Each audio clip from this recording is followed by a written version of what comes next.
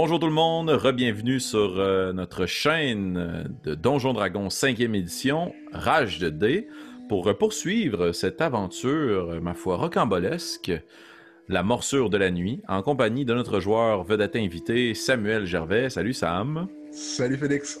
Qui incarne le magnifique, mais un peu frêle, Rufus du Parquet, dans la terrible et ténébreuse forêt d'Hazelwood. Je voulais vous dire, chers auditeurs, premièrement, merci d'être fidèles et de nous entendre dans vos oreilles, de nous voir sur vos écrans. Et puis, n'hésitez pas à partager cette chaîne à vos amis amateurs de Donjons Dragons. C'est notre façon pour nous d'étendre notre contenu et à nous faire part de vos commentaires. Ça nous fait toujours plaisir de vous lire. Et sans plus attendre, replongeons-nous dans ce 5e épisode de la morsure de la nuit.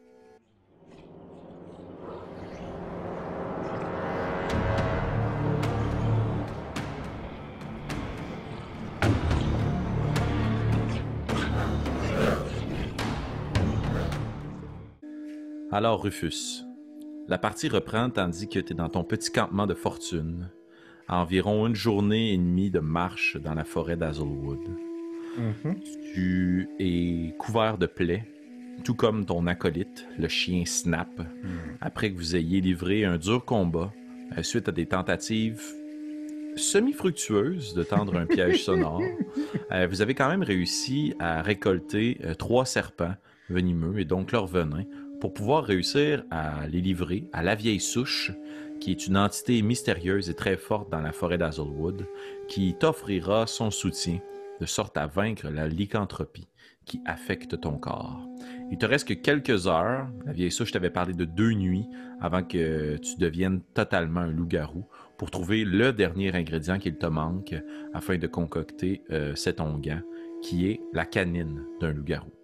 Par contre, avant de te lancer à la pourchasse de cet ennemi qui est le tien et qui a causé cette situation, tu as un problème plus pressant sur les mains. Ton chien, Snap, vibre, tremble d'une fièvre affectée par le poison des serpents que vous venez de combattre. Et toi aussi, tu es étourdi par cet affrontement que vous venez de livrer. Je vais te demander, pour commencer la partie, directement, de rouler un D20 plus médecine, s'il te plaît. OK. Et là là. Un gros 5. Un gros 5. OK. Donc, tu essaies de prendre connaissance des blessures de ton chien, d'essayer de percevoir si tu es capable, dans une certaine mesure, de discerner la marche à suivre pour extraire le venin de son corps. Il y a quand même 4 ou 5 morsures là, sur ton chien, sur son corps. Puis toi aussi, tu en as sur tes jambes. Malheureusement, tu n'as pas eu à combattre du venin dans ta vie précédemment. Un ébéniste n'étant pas souvent confronté à ce type de problème. Tu essaies donc du mieux que tu peux de regarder encore une fois dans ton sac à toi ou dans le sac de l'herboriste qui a été abandonné dans le campement de fortune dans lequel tu loges actuellement. Mais il n'y a comme pas de solution à portée de main que tu serais capable de prendre. Il y a une seule solution qui te vient à l'esprit, qui est une solution risquée. Est-ce que le temps va faire son œuvre? Rufus du Parquet, devant cette impasse de médecine, que fais-tu?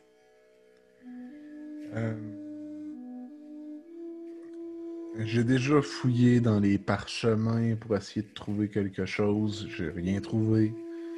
J'ai pris j'ai essayé d'inspecter nos plaies. Ça n'a pas donné de succès. Pour essayer de donner le plus de chance au temps de faire son œuvre, je vais essayer de nous, d'être très très près de Snap puis de manger aussi peut-être les réserves qui nous restent, partager aussi une certaine partie de la nourriture, de l'eau peut-être aussi que j'ai pu ramasser là, quand j'ai été... je prends vraiment le temps de nous reposer puis je vais faire un short rest. Rendu là, si tout est possible, là, je connais pas toutes les notions de quand on est empoisonné ou pas, là, mais j'essaierai de récupérer quelques petits points de vie puis prendre mon temps avec Snap puis faire un short rest si je suis capable. Excellent. Tu prends bien soin avec le peu d'eau qui te reste dans ta gourde d'hydrater ton chien également, de nettoyer ses plaies le plus possible, de faire sortir d'une telle chose est possible en pressant ses plaies. Puis tu vois que Snap est pas du tout d'accord avec cette tactique, mais il est écoutant, il est docile. Puis tu essaies de te reposer, d'abord et avant tout. Manger un petit peu. Puis tu vois qu'en mangeant les quelques vivres qui te restent, le jerky, tout ça, les fruits, les noix, quand même, ça te fait du bien, ça te sustente. Ton chien également, tu le nourris avec un petit morceau de jerky qui mange timidement. Et vous deux, en faisant un short rest, vous allez pouvoir regagner des points de vie. Je vais m'occuper de ceux de Snap et je t'invite à décider si tu utilises 1, 2 ou 3 hit dice parce que Rufus du parquet, suite à ses différentes aventures et plusieurs décès, vient tout juste d'atteindre, en récoltant ce troisième ingrédient, le niveau 3 de Warlock. Ah bien, on va... donc, il me restait 3 points de vie. En gagnant mon niveau, est-ce que je gagne des points de vie ou je fais juste caper mon... Tu augmentes ton niveau de points de vie maximal, mais pour l'instant, tu vas avoir besoin de faire un long rest pour pouvoir l'atteindre. Ouais, Parfait. À 3. Donc, je vais utiliser alors mes 3 D8 plus 3 pour healer, pour me régénérer de points de vie lors de ce short rest. Excellent.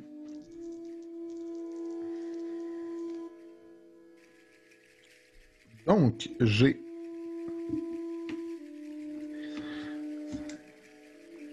16 plus 3, je suis à 19 points de vie, puisque j'ai eu 7, 5 et 1.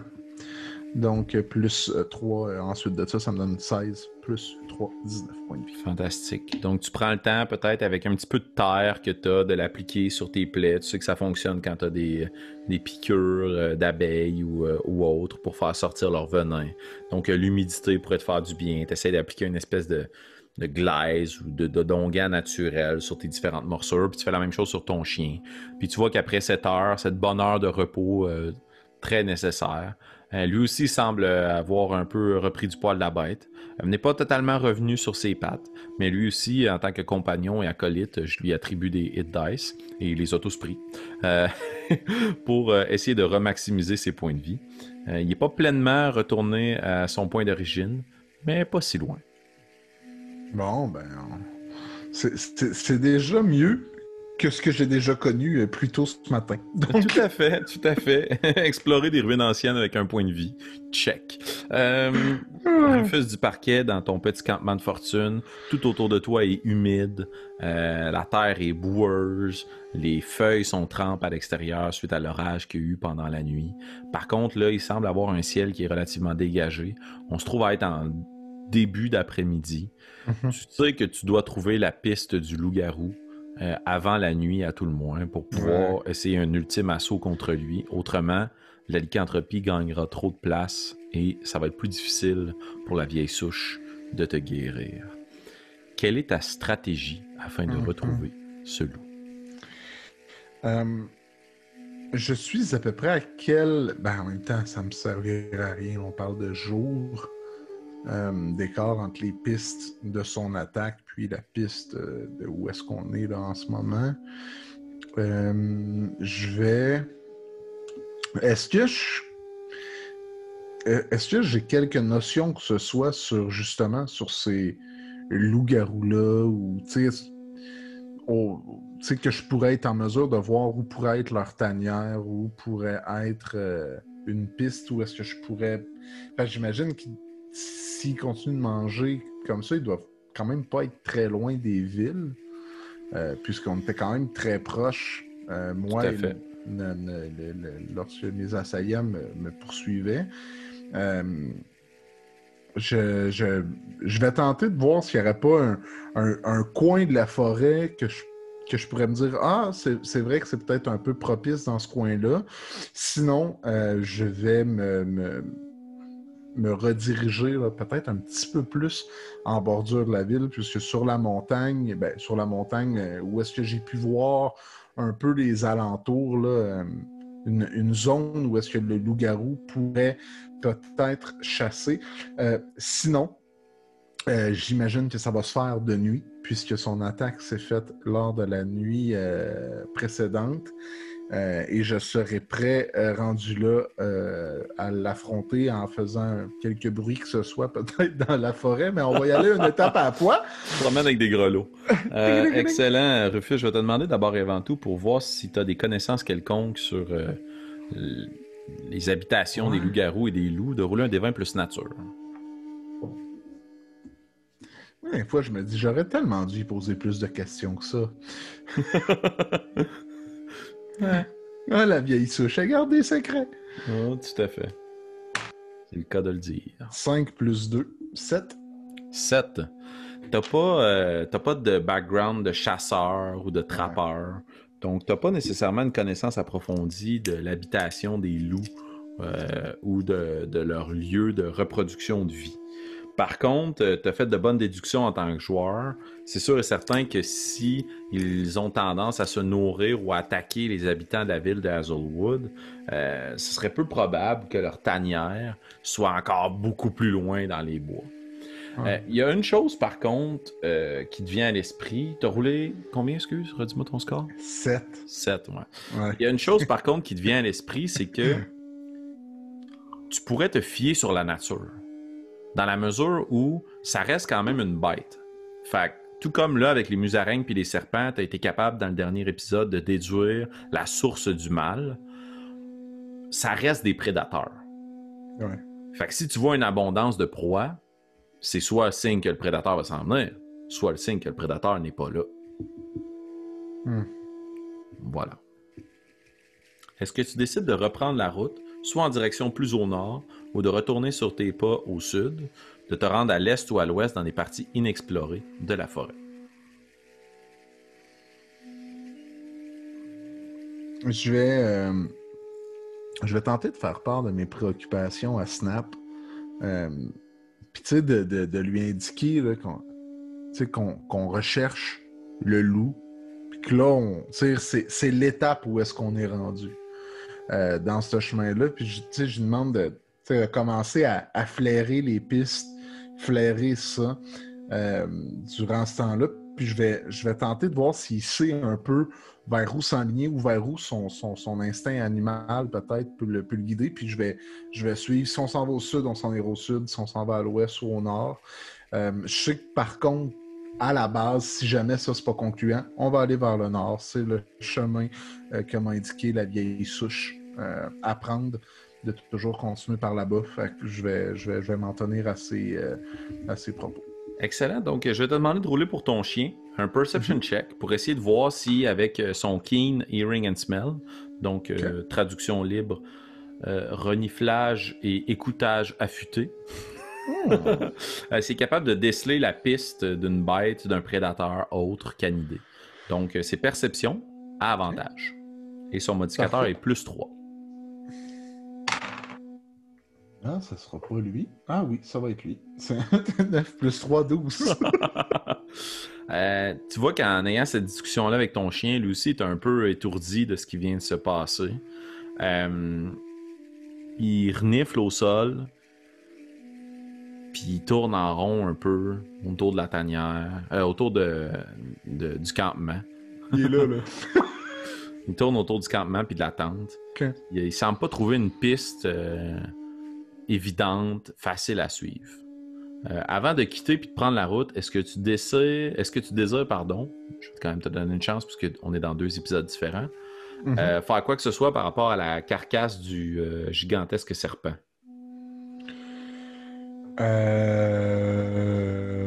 Bien, est-ce que j'ai assez de venin dans les 3 petits pour avoir assez...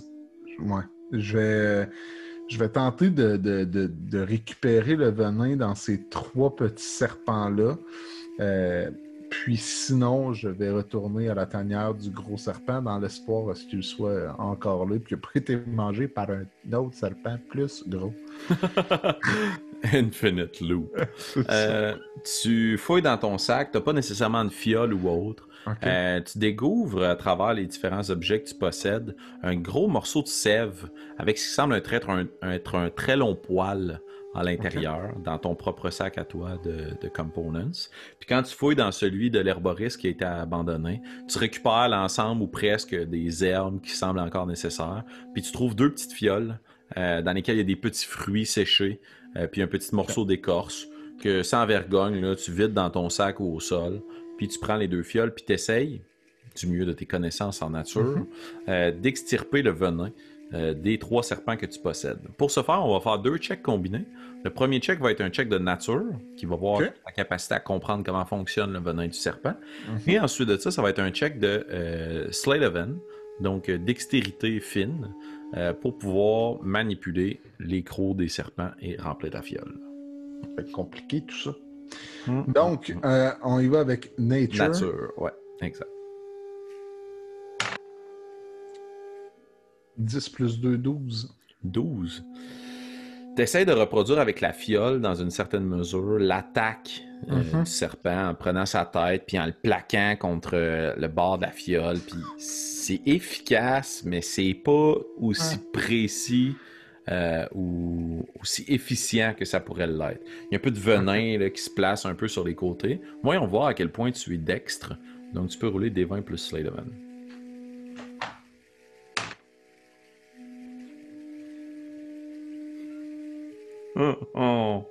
Échec critique. Ouais, échec critique. Avec le premier serpent, tu places sur la fiole, t'es comme, ouais, il me semble que c'est supposé être plus efficace que ça, et tu fracasses la fiole. Puis il y a du venin qui va au sol. Il ne te reste donc qu'une seule fiole avec l'autre serpent, puis là tu y vas plus doucement, mais ça permet à peine de rentrer le tiers, de remplir, pardon, le tiers de la fiole. Du venin, et tes 3 serpents semblent être asséchés comme des raisins secs. Je vais retourner, aller chercher notre gros anaconda maintenu au sol précédemment par Snap, puis je vais aller tenter de récupérer le venin qu'il pouvait y avoir dans ses crocs. Tu te rends compte que ton chien, il va beaucoup à reculons, là. Il veut pas du tout retourner sur le lieu de l'affrontement. Il te suit, puis il comprend pas ce que tu fais, puis il essaie de se placer sur tes jambes pour essayer de te barrer le chemin. Il faut que tu enjambes ton chien, puis tu continues à avancer. Puis au bout d'un moment, il te suit, mais très, très en arrière. Et tu revois là, l'immense serpent venimeux qui est au sol et le pigeon sauvage que tu as abattu avec la culasse de ta hache dans notre dernier épisode, qui est au sol un petit peu plus loin. Tu te rapproches de la carcasse du serpent, tu scrutes les alentours, il ne semble pas avoir âme qui vive, tu jettes un coup d'œil à l'intérieur de la tanière, il ne semble pas avoir d'agitation non plus. Tu te rapproches de ce serpent et on va réappliquer le même jet de nature, mais je vais t'inviter de nouveau à faire ton Sleight of Hand. Cette fois avec des crocs beaucoup plus gros. OK.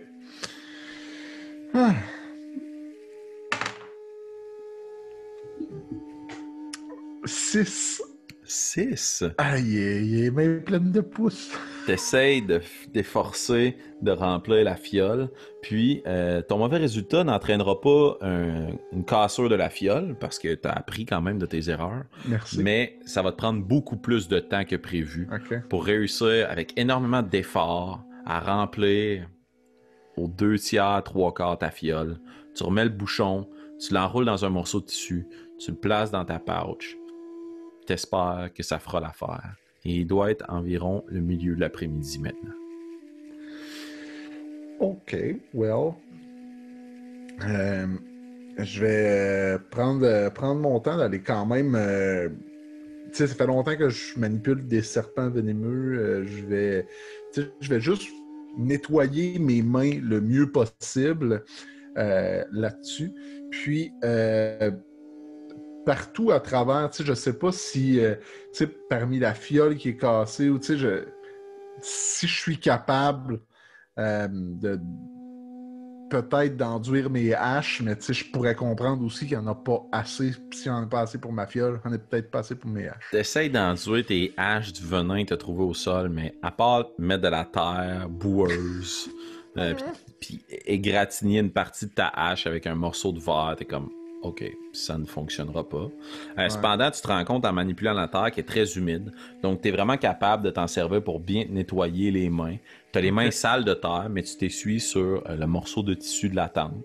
Puis bon, Tu n'irais pas servir dans un restaurant 5 étoiles là, avec ton niveau d'hygiène, mais assurément, s'il y avait du venin ou autre, tu peux te frotter les yeux sans problème, sans devenir aveugle. Ouais, ça serait bien plate que ça arrive pendant le combat parce que je sèche une larme. ça serait choquant. Ça serait choquant. Alors, Rufus du Parquet, en quête du loup-garou. Quelle est la décision? Est-ce que tu t'en vas au nord, au sud, ou est-ce que tu explores des contrées inexplorées à l'est et à l'ouest? Ou à l'ouest, évidemment. Je vais continuer vers le nord. Excellent. Le plus possible. C'est la direction que la vieille souche m'a donnée. Pour l'instant, j'ai toujours continué vers le nord, à moins que je me trompe, Oui, mais c'est toujours la... Puis, quitte est d'admettre que tout était sur mon chemin jusqu'à présent, donc je vais continuer de suivre cette indication.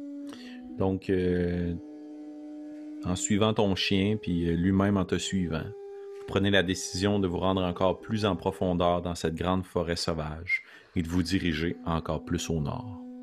À quelques reprises sur ton chemin pour les heures qui suivent avant la tombée de la nuit, tu recroises à certains moments des morceaux brisés de ruines d'une civilisation antique et ancestrale qui semblait vivre sur ces territoires, mais aucune autre construction digne de mention. Tu fais juste prendre conscience que tu t'aventures de plus en plus dans un territoire qui est dominé par la nature et que toute personne qui y vivait avant était des sujets de la nature et non pas des maîtres de cette nature sauvage. Tu poursuis donc ton chemin et je vais te demander de rouler un D20 plus perception parce que je te connais, Rufus du Parquet. Tu dois être assez aux aguets de ce qui peut t'entourer. Donc, je vais te demander de rouler des 20 plus perception. 13. 13. Ouais.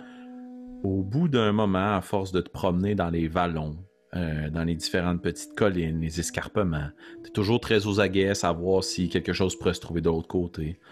Suite à une expérience désastreuse, tu évites toute forme de buisson qui pourrait se retrouver sur ton chemin, dans la peur qu'il s'anime.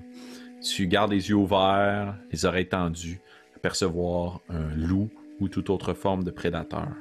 Mais à ta grande surprise, la première sensation de feedback que tu obtiens, outre les chants des oiseaux et puis quelques petits écureuils sur les branches, c'est un tremblement dans le sol.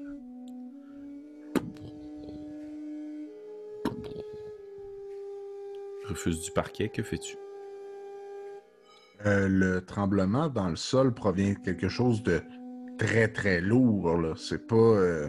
Au début, tu es convaincu que c'est une grosse pierre qui est tombée ou l'effondrement d'un coup de terrain, d'un glissement de terrain, mais ça a un rythme.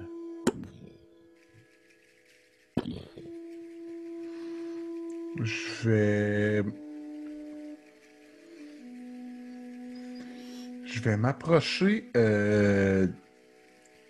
tranquillement pour essayer d'identifier la source de ce battement-là ou de ce bruit sourd-là Excellent. Qui résonne au sol. Ouais. Donc, tu t'en vas le plus près possible sur une pierre, t'accotes ton oreille sur la pierre pour essayer de distinguer dans quelle direction pourrait se trouver ce bruit sourd, rythmique.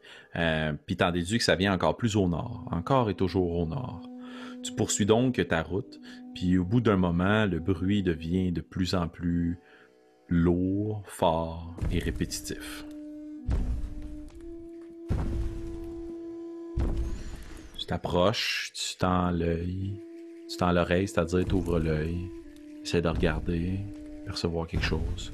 Puis tu sembles voir une partie de la montagne qui s'agite au loin, une partie de la forêt. Puis en plissant un petit peu les yeux, tu te rends compte que ce que tu vois, c'est pas la montagne qui s'éboule, c'est un arbre gigantesque qui se déplace sur ton chemin. Que fais-tu? Il semble passer de droite à gauche, juste pour faire ça simple, il ne semble pas se diriger vers toi.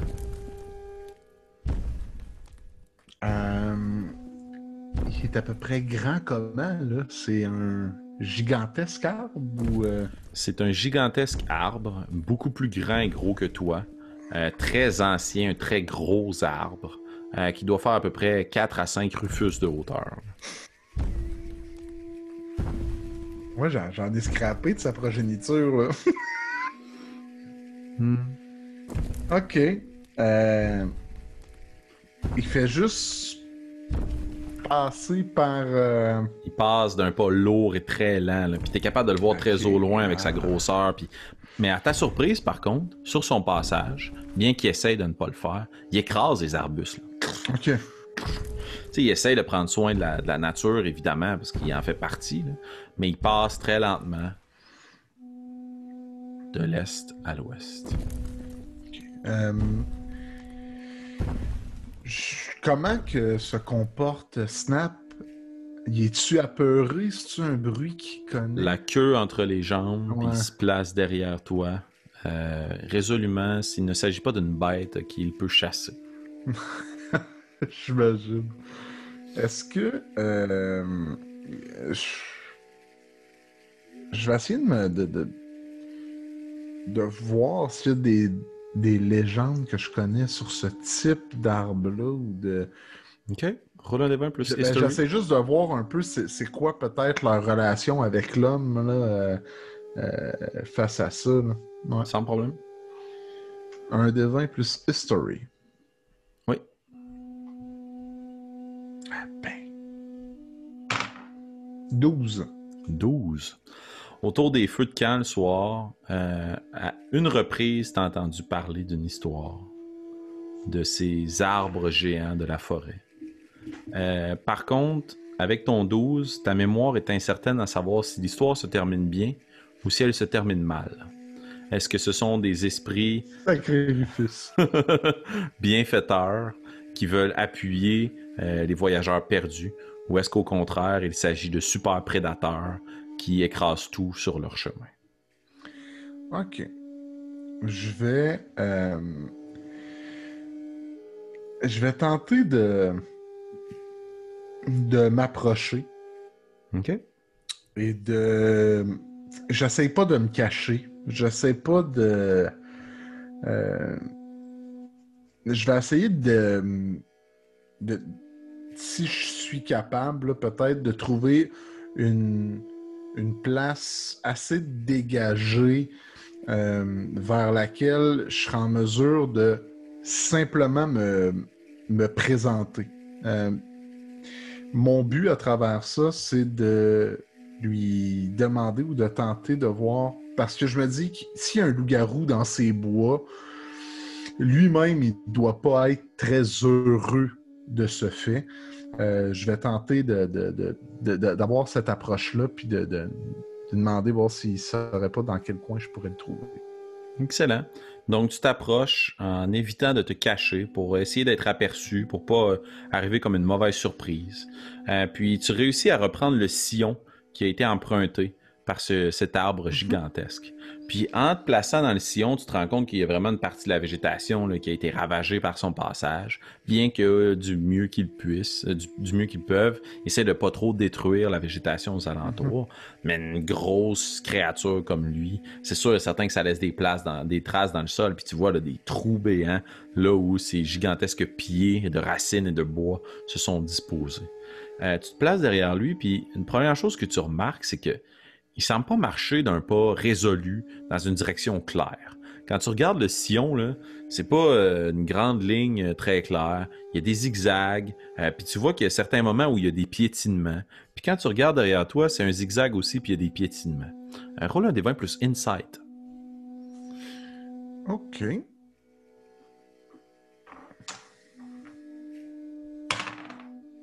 Ah, 19 plus 2, 21. 19 plus 2. Tu remarques dans son déplacement que le chemin emprunté par cette monstruosité suit un peu le même pattern que ton propre chemin, dans la mesure où il semble chercher quelque chose. Il ne marche pas résolument dans une direction claire. Il erre dans la forêt. OK. Il est à une bonne distance de toi, environ une soixantaine, centaine de pieds, là, puis il semble pas porter attention à ta personne. Puis il continue son chemin. Je vais l'interpeller. OK, comment tu vas faire ça? Je vais tenter de faire porter ma voix très très près de lui, très très près de son, de son oreille, du moins de la pointe de la cime de ce qui pourrait être sa tête. Je vais tout simplement lui indiquer où est-ce que je suis. Pardonnez-moi, je suis derrière vous. Vous semblez chercher quelque chose. Et dans quelle langue est-ce que tu t'adresses à cet être? Je vais m'essayer de m'adresser en sylvan, Okay. puisque c'est la langue de la nature. Puis tu vois que l'être en question arrête subitement, se retourne, assez maladroitement. Fus lui fait une révérence assez, tu sais, juste pour lui montrer tout le respect qu'il a face à cette nature vivante et oppressante là, qui se trouve devant lui. Tu vois qu'il semble se pencher. Il est à une bonne distance de toi, là, environ une centaine de pieds. Il se penche, puis il ramasse un gros morceau de roche, une grosse pierre au sol. Il te regarde, puis il s'approche. Puis sa voix résonne partout dans les bois autour de toi. Qui es-tu? Je suis Rufus du Parquet, le champion de la vieille souche. La vieille souche, Rufus. Es-tu un ami de Alak Porte-Jour? Je n'ai rien à craindre. Je n'ai rien à...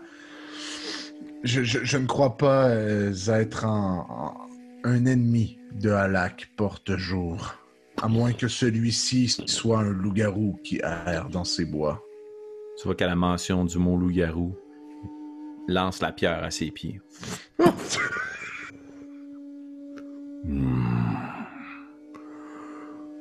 Non, un ennemi de Alak, mais pas Alak non plus. Je cherche le druide afin de tuer le mal qui habite mon royaume. Comment connais-tu la langue des Sylvestres, Rufus du Parquet? Il y a plusieurs réponses que je ne connais pas encore. Est-ce que Alak, c'est lui, de la manière comment que je comprends, de la manière comment il parle? Parles-tu de lui à la troisième personne? Non, il semble chercher quelqu'un. Il semble chercher un druide. Parfait. Question sans réponse. Nous en avons plusieurs. Il s'approche de toi, puis il va s'asseoir sur la pierre qu'il vient de déposer au sol. Puis juste sa jambe là, sur laquelle il se penche, puis sa cote, là, c'est un gigantesque arbre. Là. C'est à peu près à distance de je tire une hache sur un pigeon sauvage, mettons. OK. Puis il se penche, puis il s'accote sur ses deux genoux. Tout son corps est composé de racines, d'écorces, de feuilles, de branches, très très entrelacées les unes avec les autres. C'est pas juste un seul grand arbre poussé, divisé en deux là, pour y faire des jambes. Là. C'est un être composé d'arbres et de nature. Okay. Puis il est assis devant toi, puis il place ses mains sur ses genoux. Qu'est-ce qui me dit que tu n'es pas la menace que je cherche? Puisque je cherche moi aussi une menace qui hante ces bois.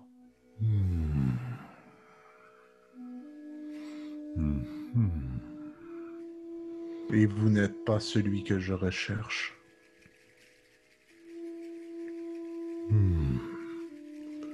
C'est évident. Voudrais-tu... Oui. Tu vois que tu t'adresses à lui, puis il s'adresse à un... Puis il arrête. Puis t'en déduis un certain respect, un décorum quand même. La bête que t'as devant toi semble, a priori, pas très...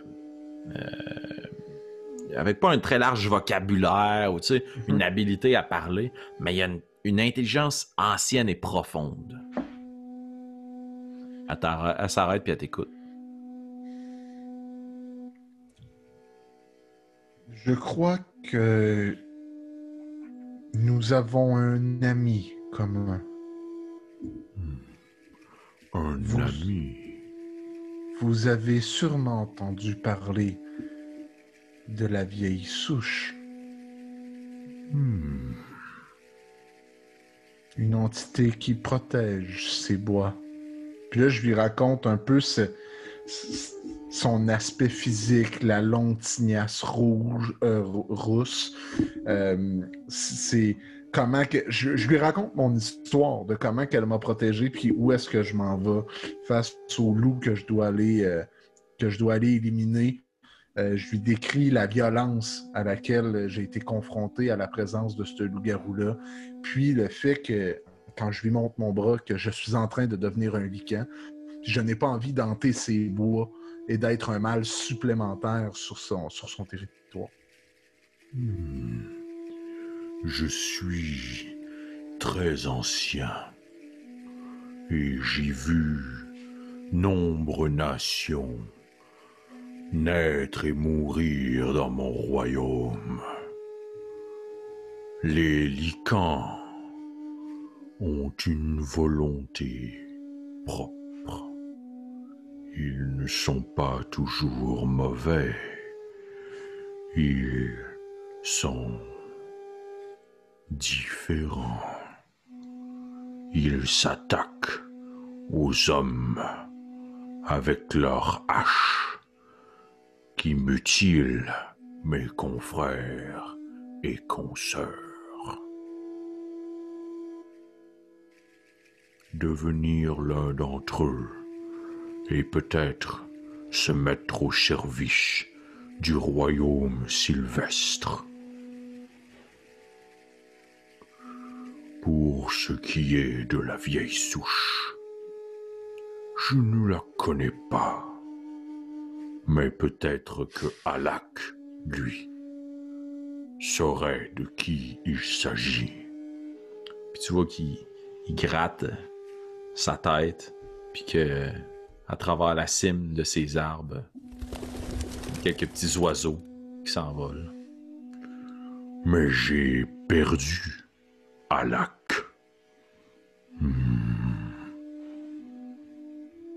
Et où pourrait-il se trouver? Si je savais où il se trouve, je ne l'aurais pas perdu, Rufus du Parquet. Il y a combien de temps que vous avez perdu Alak?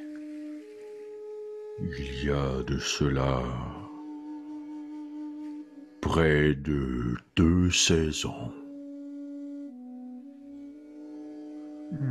Je me suis placé bien ancré dans la terre avant de passer l'hiver.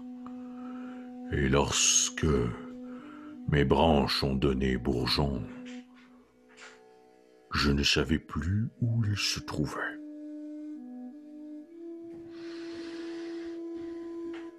Bien. Si je le croise dans ces bois, je lui ferai signe que vous le cherchez.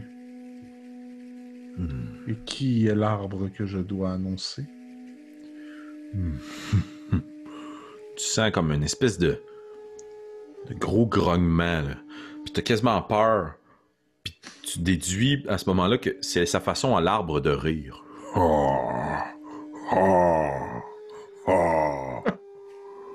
Mon nom est impossible à prononcer, même pour toi qui connais notre langue. Dis-lui qu'un Sylvan le recherche, l'un des fils des noisetiers.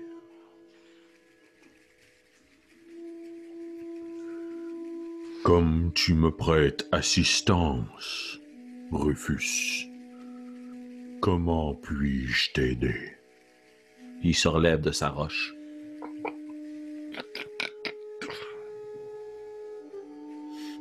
Savez-vous où se trouve la tanière des lycans, puisque vous avez déjà parcouru à maintes fois votre domaine.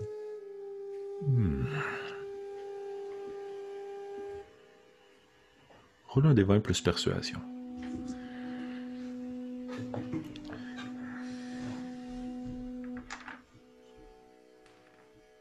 « 14 plus 5, 19. Très fort. Bon. Charismatic Rufus. Rufus le bref, dit le joli. Le bref est joli, Rufus. Le bref est joli, Rufus. Tu vois qu'il y a un moment d'hésitation puis de questionnement. Et qu'allez-vous faire si vous le trouvez? Je récupérerai sa canine et sauverai ma propre vie. Suite à cela, je retournerai au village de Hazeltown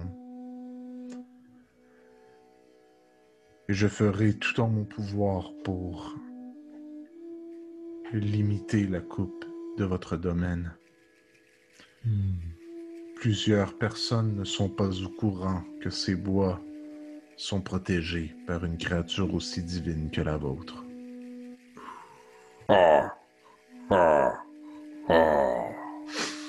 Tu vois qu'il tasse un morceau d'écorce puis qu'il fouille à l'intérieur de lui. Puis il ressort une espèce de poignée de branches de liasses qui laisse tomber à tes pieds puis t'es obligé de reculer tellement pour lui, tu sais, c'est une poignée quelque chose, mais pour toi, il y a comme plein de branches qui tombent du ciel. Là. Puis à travers ces branches, t'entends plein de petits glands et de noix qui semblent tomber au sol. L'homme est l'homme. Il coupera les arbres. Mais toi, Rufus, tu les replanteras. Ce sont mes enfants. Prends-en soin. Je vais pas prendre toutes les branches, évidemment, mais je vais prendre les glands qu'il m'a donnés, les mettre dans mon pouch. Y a-t-il un endroit précis afin de protéger vos enfants? Replante-les dans les souches des arbres abandonnés, car de ces vieilles souches naissent toujours quelque chose de plus fort et de plus grand. Pour ce qui est des loups, il va tendre sa main vers toi, puis t'as une espèce de mouvement de recul, t'es convaincu qu'il va te smasher, puis il ouvre sa paume. Je peux t'y emmener. Parfait. Est-ce que je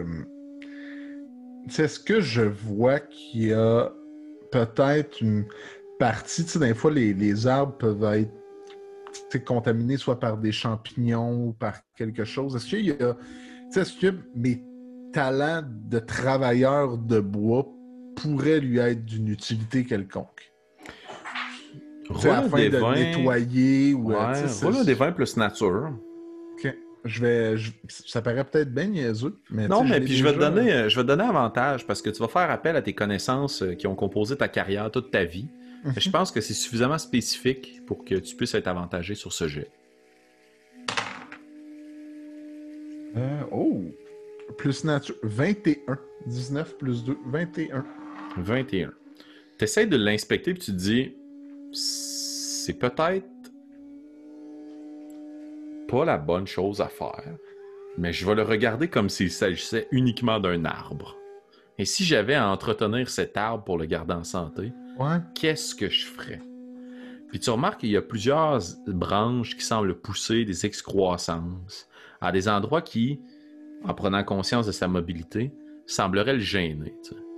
La solution, par contre, c'est de couper ces branches-là.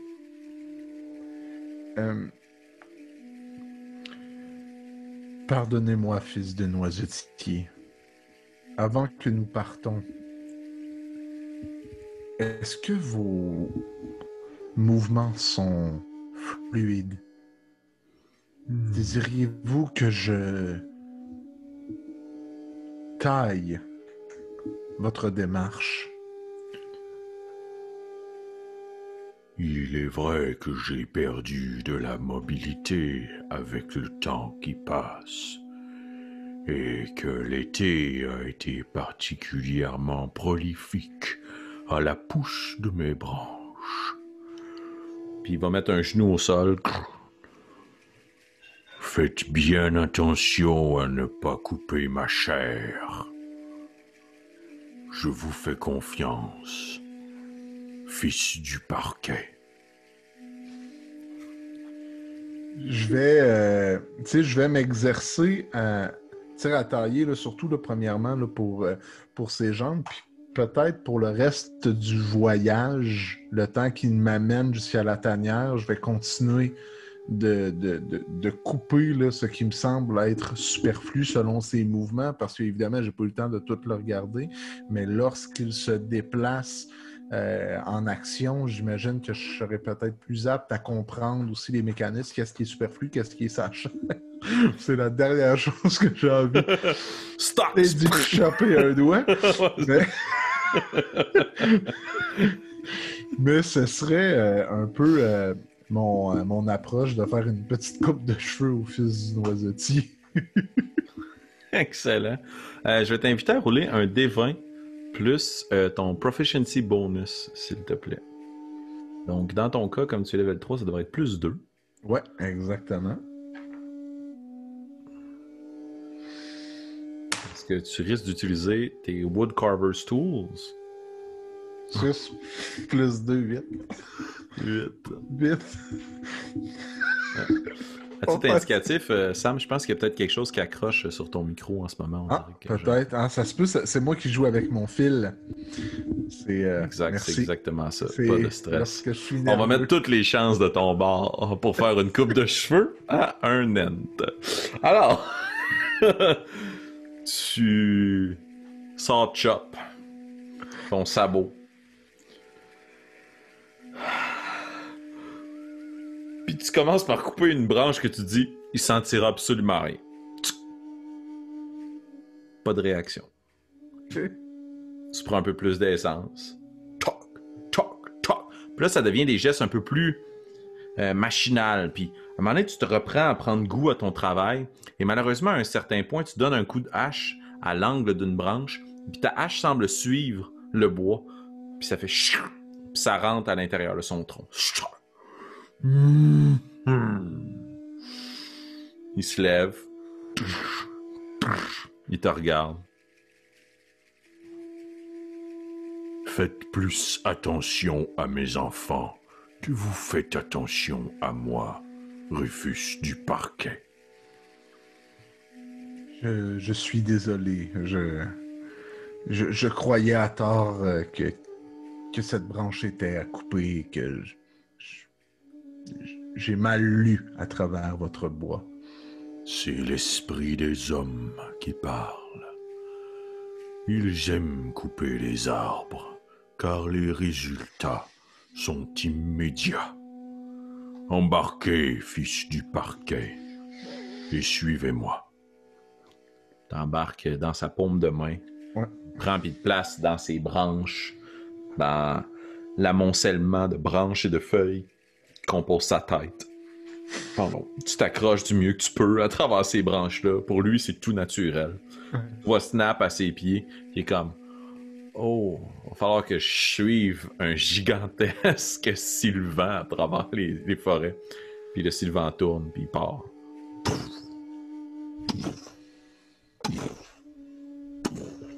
En direction de ce qui semble être la tanière d'Eve. Puis le chien, Snap, vous suit à l'arrière du mieux qu'il peut. Puis à travers ce trajet, tu essaies du mieux que tu peux de nettoyer peut-être les branches, mais en étant là, le plus prudent possible. Je fais attention.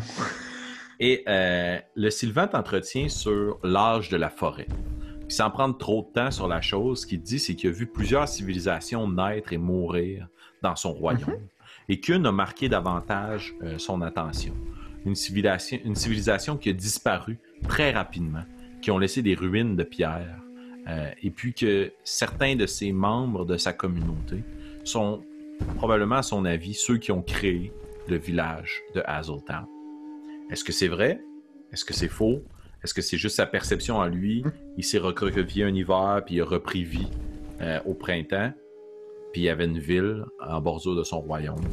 On le saura jamais, mais une chose est certaine par contre, c'est pas la première fois qu'il voit des humanoïdes. Puis il t'entretient sur les différentes espèces d'habitants qui habitent son royaume, et puis qui, au fil des âges, ont modelé le territoire. Je vais t'inviter à rouler, juste pour les besoins de la cause, un D20 plus persuasion dans ta série d'échanges et de questions pour essayer de tirer profit de cette conversation-là. Dans le sens où on pourrait roleplay pendant des heures à jaser avec un Sylvain, mais simplifions et donnons la force aux deux. Ah, Pépin. Échec critique. Échec critique. Au bout d'un certain moment dans votre discussion, tu reviens toujours à la charge avec « Mais qui est la vieille souche? Qu'est-ce qu'elle fait là? Pourquoi la vieille souche, elle existe? » Puis à un moment donné, il s'arrête bien net. Je vous ai dit que je ne connaissais pas cette vieille souche. Arrêtez avec vos histoires de pacotille. Puis il va te prendre dans ses branches. Il va juste te laisser tomber au sol. Sans dégâts, quand même, il veut pas te blesser. Continuez votre chemin au nord. Vous tomberez sur la tanière. Nous avons fini notre conversation, fils du parquet. Puis il se retourne.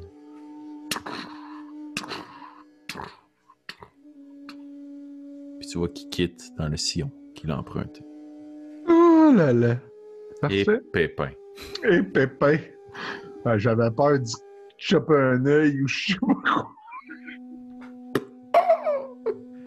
Il tombe.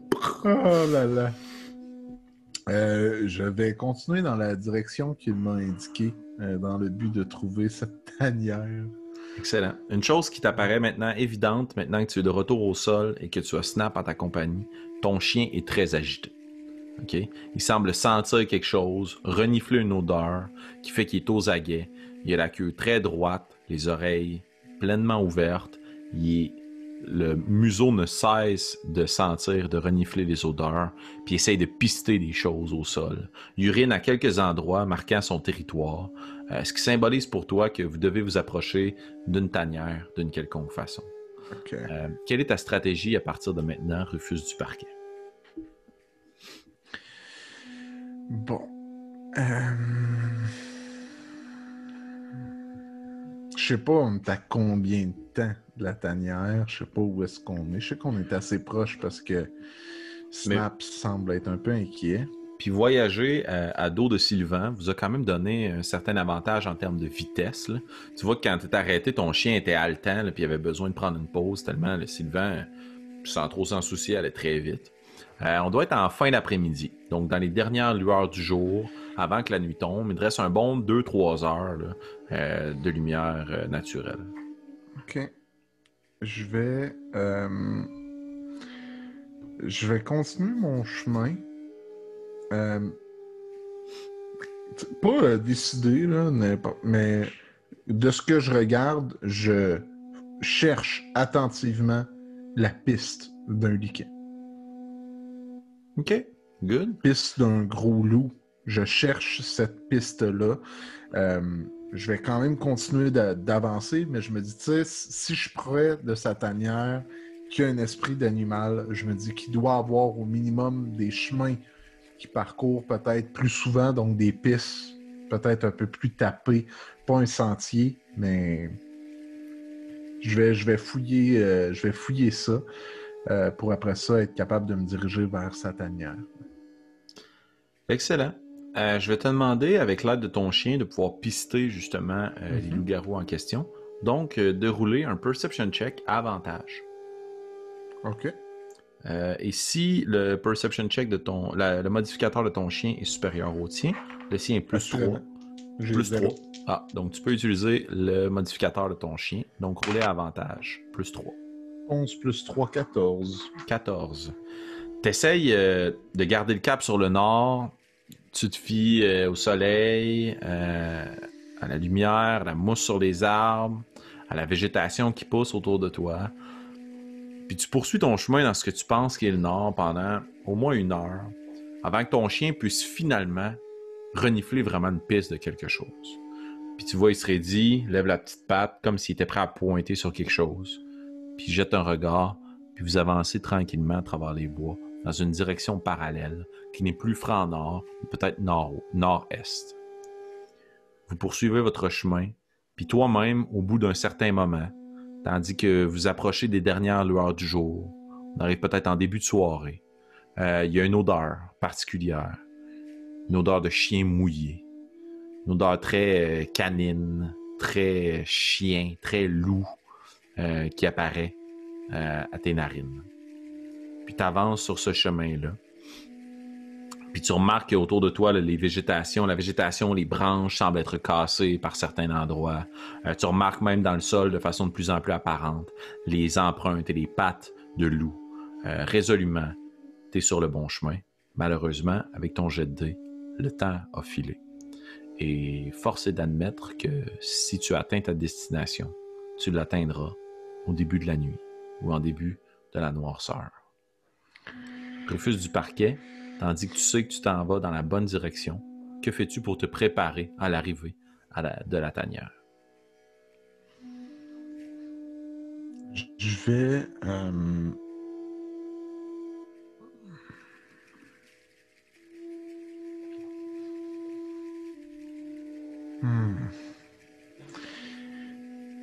Évidemment, je vais... Tu sais, je vais aller caresser dans mon cou l'endroit où est-ce que l'épine elle a été plantée. Je vais d'une première manière pouvoir caster mon Mage Armor pour être sûr et certain que, tu sais, que la peau que j'ai soit en mesure d'encaisser les chocs qui vont suivre parce que je m'en vais là pour me battre. Puis, d'une deuxième chose, je prends une petite pause où est-ce que je m'agenouille devant Snap. Je fais juste accoter mon front sur le sien, le remercier d'avoir été avec moi aussi depuis le début de cette aventure, de m'aider à être en mesure de me débarrasser de cette malédiction du lichen. Parce que je sais très bien, je l'ai déjà affronté une fois, là, cet animal-là. Ça va être excessivement violent, ça va être excessivement difficile. Puis, je prends ce temps-là là, très, très fort pour être capable de reconnecter avec Snap, puis de me rediriger vers la tanière. Une chose est sûre, c'est que dès que je vais voir le lichen en question, en tout cas, du moins, à moins qu'il soit sous sa forme humaine, ou je sais pas trop à quoi m'attendre. Par contre, s'il est en forme de loup, je vais engager le combat le plus rapidement possible contre cet animal-là, le tenter de le prendre par surprise, si c'est possible. Peut-être être capable de camoufler mon odeur si je trouve des odeurs très très fortes de bois, peut-être me rouler dans la terre pour tenter le plus possible de camoufler mon odeur. Je m'en vais vers sa tanière. Mon but, c'est de l'affronter, de le combattre. Si je suis capable de le prendre par surprise, ce sera ça. Mais s'il est sous forme humaine, je sais pas comment je vais réagir à ce niveau-là.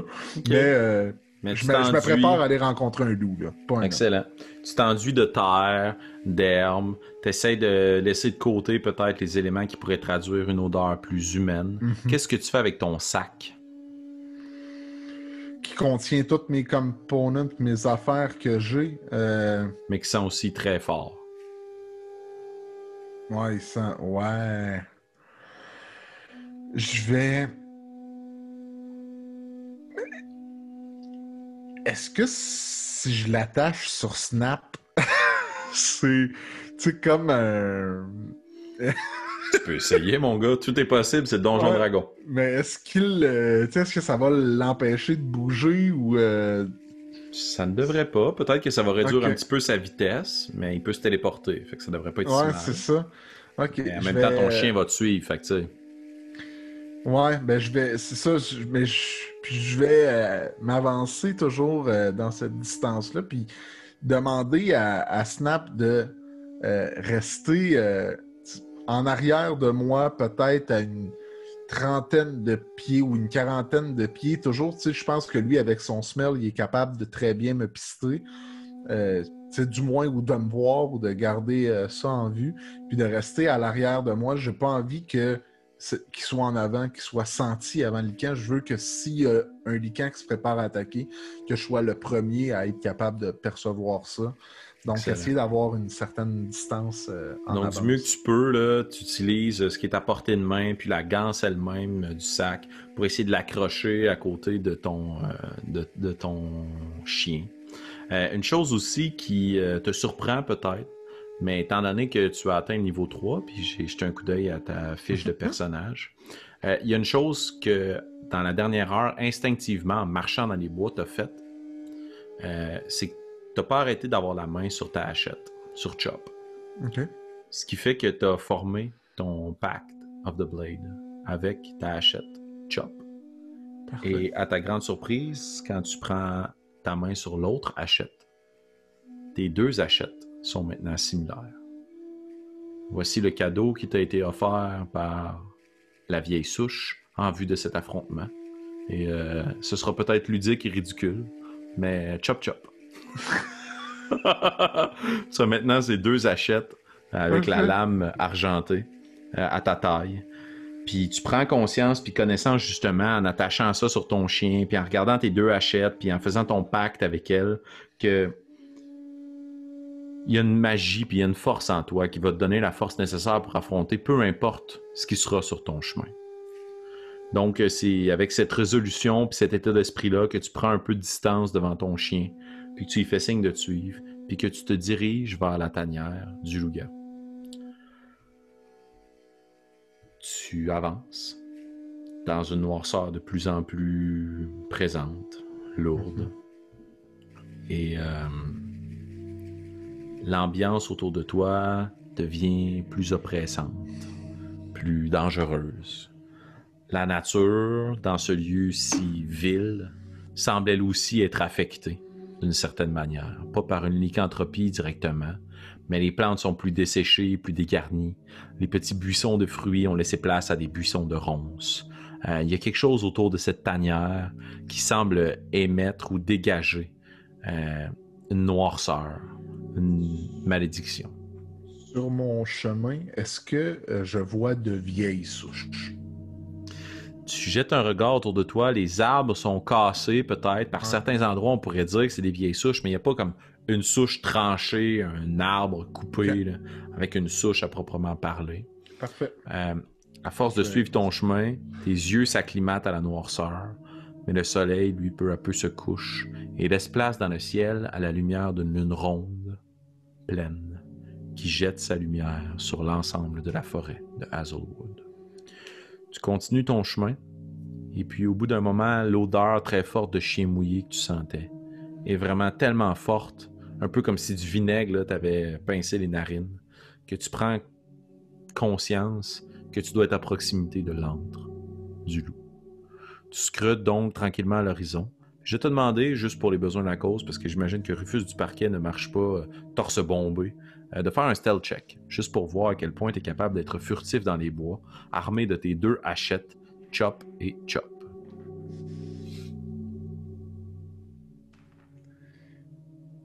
5.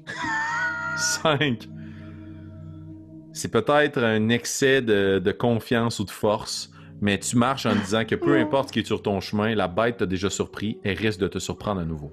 Donc, au bout d'un certain moment, là, tu commences, bien contre toi, à jogger dans les lieux, puis sur ce sentier, pour te rapprocher encore plus rapidement de l'antre. Puis, Rufus fait des mauvaises décisions. puis tu serpentes à travers les arbres, puis le sentier que tu suivais, la piste, devient de plus en plus tapé. Puis résolument, là, tu t'approches de ce qui est l'antre du loup.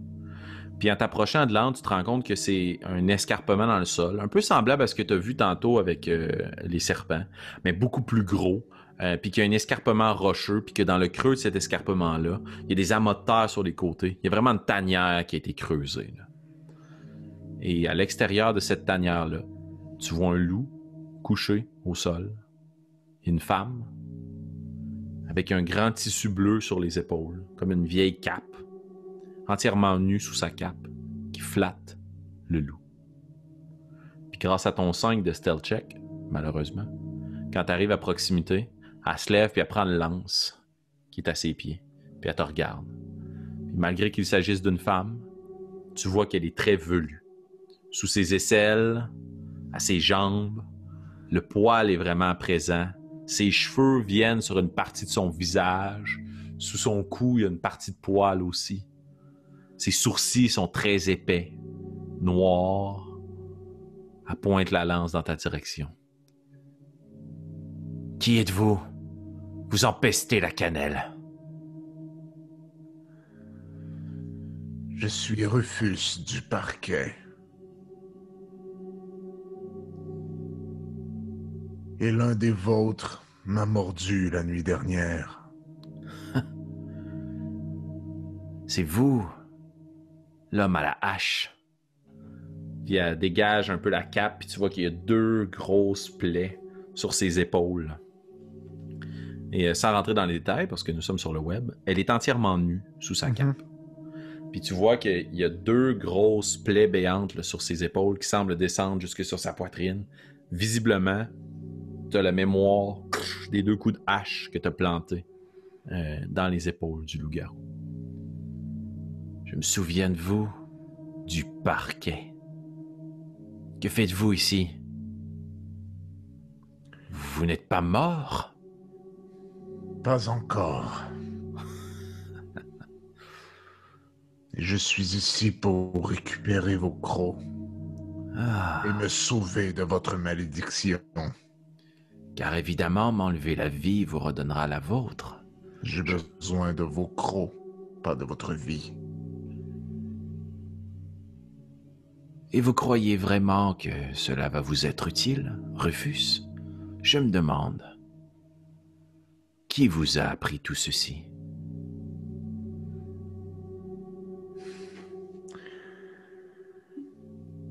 C'est probablement quelqu'un qui avait intérêt à ce que je ne devienne pas un lycan.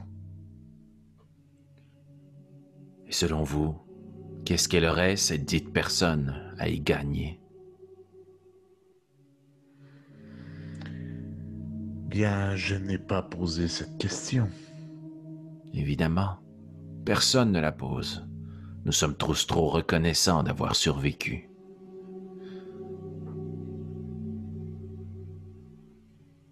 Mais une chose est sûre, je ne veux pas errer dans ces bois et me nourrir des habitants de Hazelwood. Tout à fait, tout comme ce n'était pas ma volonté. Mais croyez-moi, et je sais que c'est difficile à croire, Longan n'existe pas.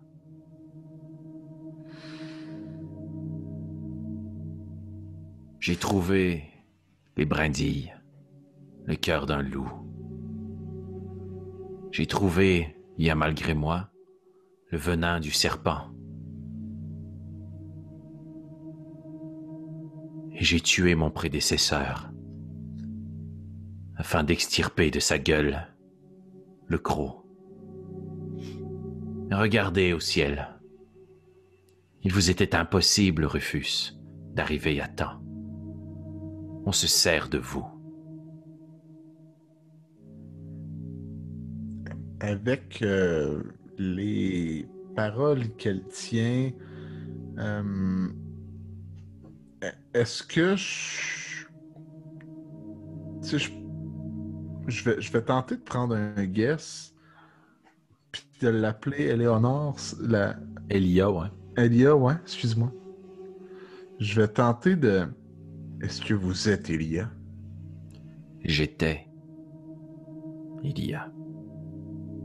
Je ne suis maintenant qu'un être sanguinaire qui dévore mes anciens compagnons de village. Et le loup à vos pieds? Lorsque l'on perd une famille, Rufus, on doit en trouver une autre. Autrement, on devient fou. Ces loups sont ma famille, et je suis leur alpha.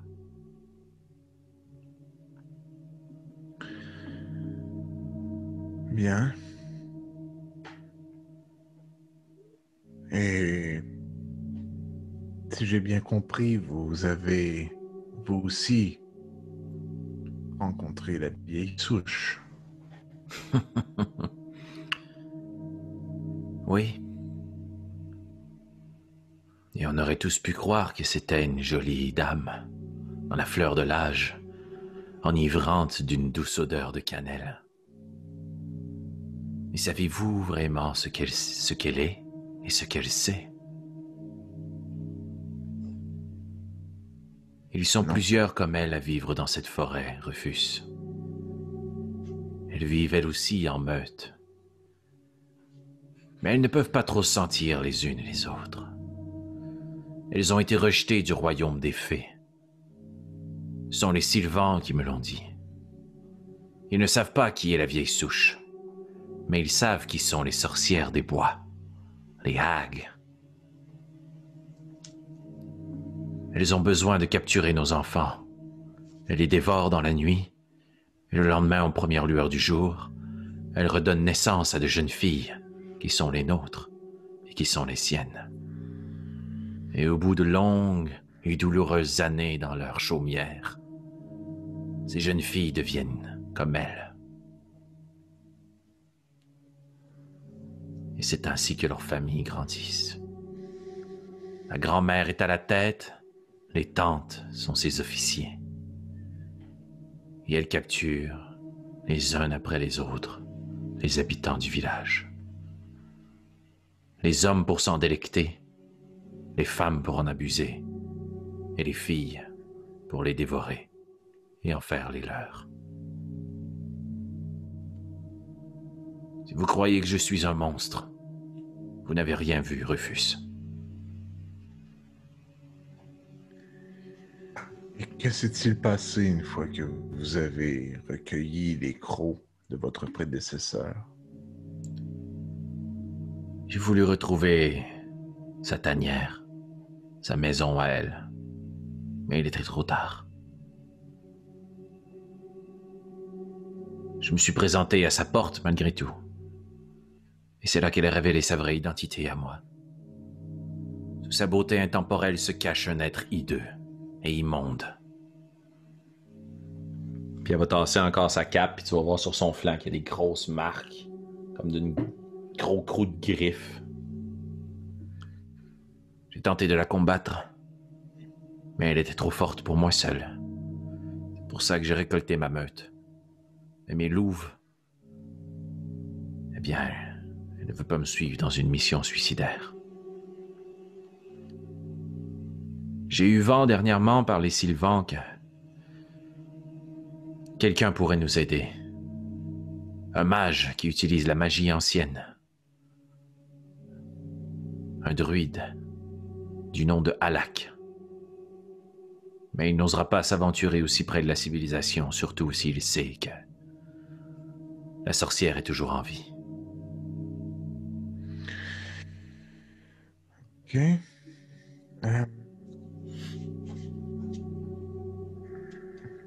Je vais regarder Snap. Puis, tu sais, je vais tenter de lui expliquer, ou du moins de comprendre c'est quoi, lui, sa relation avec la prétendue sorcière. Là. Tu sais, qu'est-ce qu'il y en est? Est-ce qu'il est... tu sais, quand je lui envoie, ou du moins j'essaie de lui présenter des images, est-ce que je suis capable de faire ça avec... Roule un des 20 plus persuasion. Ok. J'essaie juste de voir s'il peut relate ou un petit peu... 10 plus 5, 15. T'entends juste en écho dans ton esprit. Puis c'est... Tu sais sans l'entendre puis sans l'associer que ça vient de Snap parce que c'est cette même odeur, énergie caractéristique du lien qui vous unit. Ouais. Puis dans cette même voix qui t'a parlé à chaque fois que t'as perdu conscience. Mon maître a un maître. Je ne suis pas vraiment libre. Je suis... Puis ça s'interrompt. Puis t'entends juste en écho en arrière.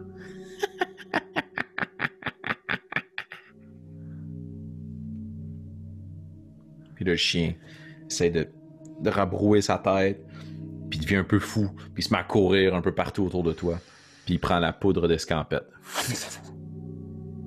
Puis au bout d'un moment, il revient en avant de toi. Puis tu vois qu'il est saisi comme d'une folie momentanée. Puis tu essaies de l'amadouer, de le calmer. Puis tu vois qu'il souffre, comme violenté, parce qu'il a essayé de faire puis de te révéler quelque chose. Ok.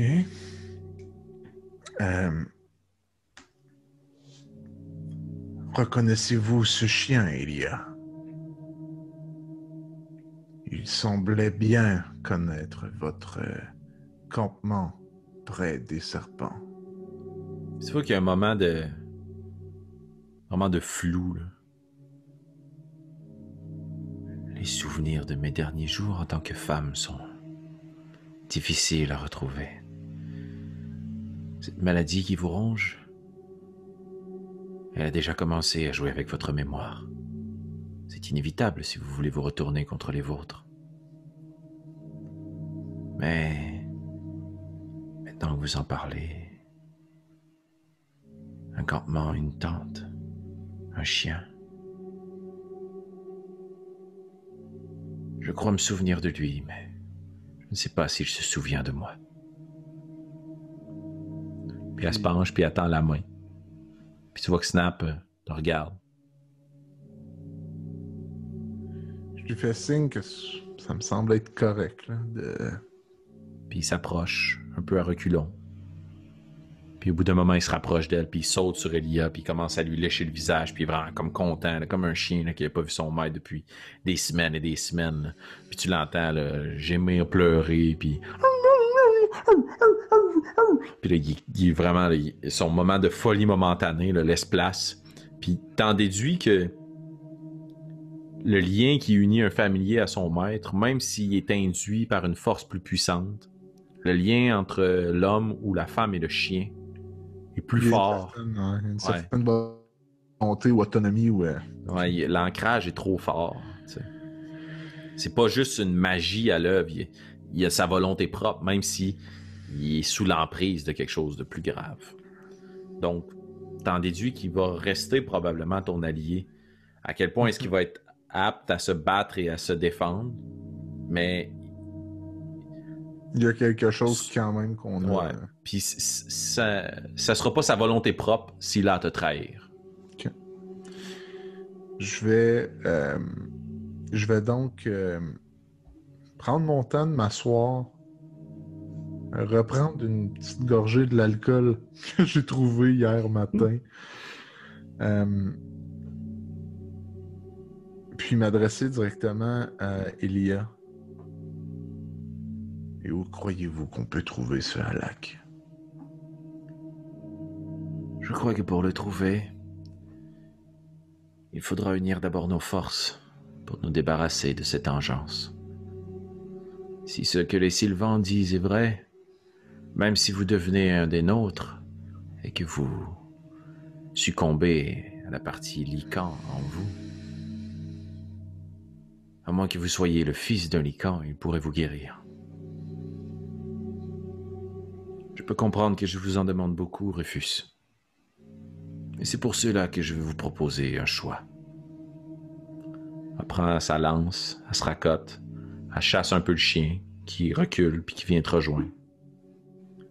Elle flatte le loup qui rentre à l'intérieur de la tanière. J'ai suffisamment souffert. Si vous voulez faire confiance à cette vieille souche, je ne peux pas vous garantir que ce qu'elle dit est faux. Mais à mon humble avis, ça l'est. Soit vous me combattez moi, ici, maintenant. Soit nous unissons nos forces, nous la retrouvons et nous la combattons, elle. Et c'est ainsi qu'on va terminer notre 5e partie, Rufus du Parquet. Sur cet ultimatum. Ça te donnera matière à réfléchir, mon cher ami, avant notre prochaine aventure. Ok. Auditeurs de Rage de Dés, je vous remercie de nous avoir suivis dans cette aventure un petit peu plus longue qu'à l'habitude. Je pense qu'on a eu droit à un beau revirement de situation et que l'on sera tous pendus aux lèvres de Rufus du Parquet, ce trouillard devenu héros très courageux, à savoir s'il décidera d'unir ses forces à la bête qui l'a maudite ou de faire confiance à un esprit qui semble lui avoir conféré certains pouvoirs. Sur ce, on se dit à la prochaine. À la prochaine.